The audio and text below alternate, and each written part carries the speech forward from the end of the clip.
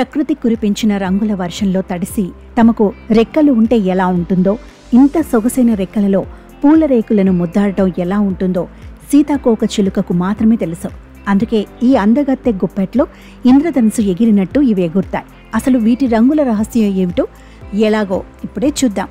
కీటకాల రెక్కలపై రంగును శాస్త్రీయంగా అర్థం చేసుకోవడానికి అనేక పరిశోధనలు జరిగాయి. కీటకాల రెక్కలకు రంగు రావడానికి ప్రధానంగా 2 కారణాలున్నాయని పరిశోధకులు తేల్చారు. మొదటిది వర్ణద్రవ్యం, రెండోది వాటి రెక్కల నిర్మాణం. కొన్ని కీటకాల రెక్కలపై వర్ణద్రవ్యం ఉంటుంది. దీని కారణంగా రెక్కలకు రంగు వస్తుంది. సీతాకోక చిలుకల రెక్కలపై నలుపు, తెలుపు, ఎరుపు, పసుపు రంగులో వర్ణద్రవ్యం వల్లనే వస్తాయి. వాటి ఆహారం, పరిసరాలతో పాటు జన్యువులపై ఆధారపడి రంగులు మారుతుంటాయి.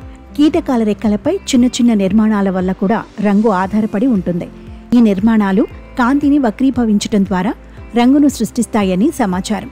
సీతాకోక చిలుకల రెక్కలపై నీలిరంగు వాటి నిర్మాణాత్మక రంగు వల్లనే వస్తుందని పరిశోధనలు తేల్చాయి.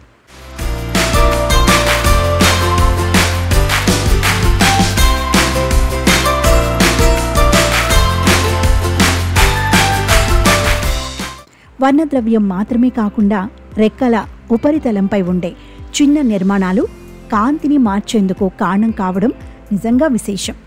కీటకాలు తమ మనుగడ కోసం రెక్కల రంగు మార్చుకుంటాయి.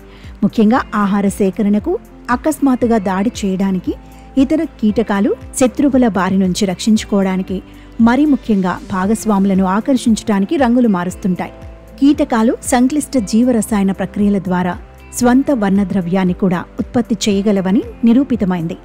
మెలనిన్ అనేది నలుపు, గోధుమ, లేత గోధుమ రంగులను ఉత్పత్తి చేసే ఒక సాధారణ వర్ణద్రవ్యం కాగా, కెరోటినాయిడ్లు పసుపు, నారింజ, ఎరుపు రంగులకు కారణం.